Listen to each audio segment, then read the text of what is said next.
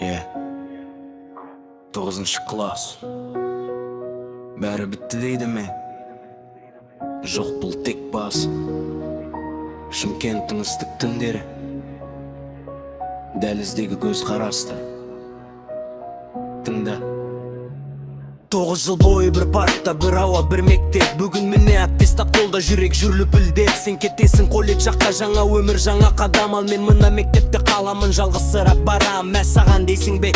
Бұл өмірдің заңы. Бірі қаладарда атта, бірі озадалға таман. Қошқар атаның сондай мөлдір еді сезіміміз. Бірақ уақыт зымырап екіге бөлінді жолымыз. Арбаттағы кешкі серуен, арбаттағы күлкілер. Енді білмен бөлісемін, кім мені түсінер. Сен 9-дан кеткенде кластың іші қаңырап, 11-ші класс маған мұң болып көрінер. Қайырмасызың еді, бәрізің еді сол бір шақтар. Дәптердің шетіне жазылған құпия хаттар. 9-ші класс бітті, сен кеттің жыраққа. Бірақ бұл жойқын сезім өшпейді ешқашан, тоқта.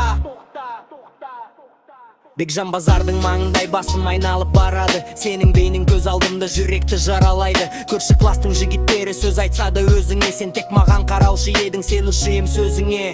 Енді міне қыркүйекте партаң бос қалады.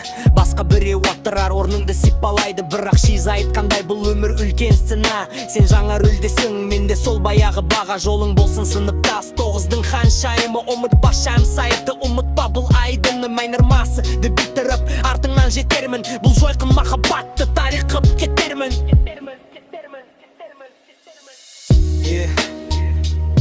9-шы класс. Бәрі бітті дейді ме? Жоқ, бұл тек басы.